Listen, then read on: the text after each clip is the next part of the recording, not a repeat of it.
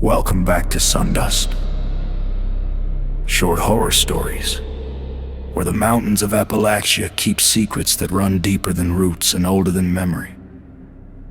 Tonight we have two connected tales from the same shadowed ridges, stories that listeners sent in separately but seem to speak to the same buried thing. First, the green breath and its echoes beneath the ridge. In the Monongahela and beyond, the earth doesn't just hold the past, sometimes it breathes it back. Logging crews in the high country near Cheat Mountain started dropping like flies after felling the biggest white oaks.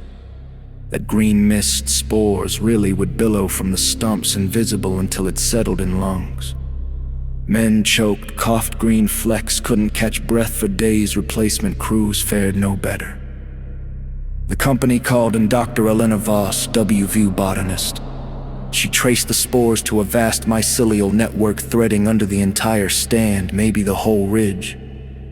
Not separate fungi. One organism. Ancient, spanning acres, maybe miles.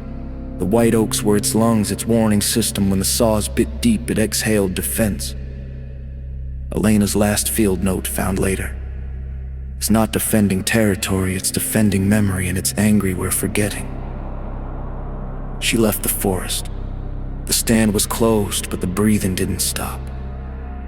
Months later, a seismology team from Virginia Tech set up temporary arrays along the same ridge system. Part of a broader Appalachian Basin study looking at microtremors, fracking echoes, natural faults. They expected the usual low rumble of shifting plates. What they got was rhythm. The sensors picked up pulses regular, almost patterned. Not random tectonic noise, the waveforms matched the layout of known Adana and Hopewell burial mounds scattered across the highlands.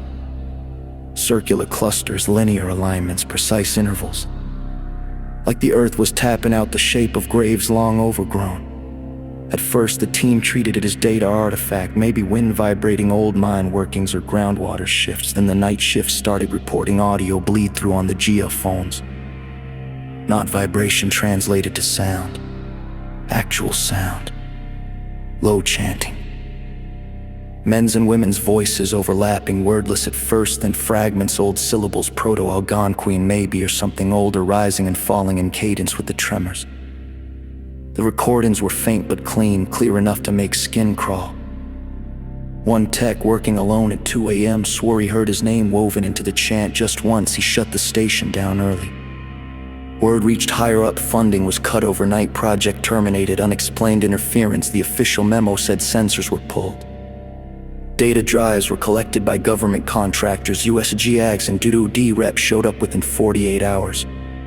Team members were told to sign NDAs and not discuss. Most didn't need telling, they left the mountains fast. But the chanting didn't stop. Locals near the ridgeline started hearing it without instruments. On still nights, a low hum rising from the ground like voices singing through soil. Hikers reported dizziness, nausea, the same choking tightness the loggers felt. One group camping illegally near an unmarked mound woke to find their tent stakes pulled up and rearranged in a perfect circle inside the circle. Green flecks on the ground like dried spore mist. Dr. Voss, now teaching quietly in Morgantown, got anonymous packages after the project folded, unmarked USB drives with the seismic audio files. She listened once, shut it off halfway, said the chanting wasn't just sound, it was invitation. The superorganism under the oaks, the green lungs, wasn't alone. Something older lived beneath the mounds, connected, awake. The tremors were its heartbeat. The chant was its voice. She never played the files again. But sometimes, driving through Charleston at night, she feels it. A faint pulse under the pavement matching her own breathing, and if she listens hard enough, her name woven into the hum. The ridge is quiet on maps now. No logging. No seismic arrays. Just forest reclaiming scars, but on moonless nights, if you put your ear to the ground near those old white oaks, you'll hear it, two rhythms. One breathing. One chanting. Waiting for the next cut, waiting for someone to answer.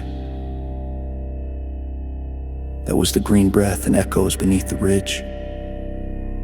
In Appalachia, the mountains remember everything, and sometimes they remind us.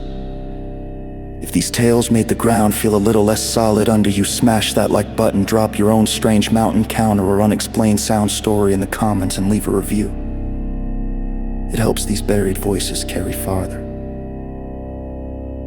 This is Sundust Short Horror Stories.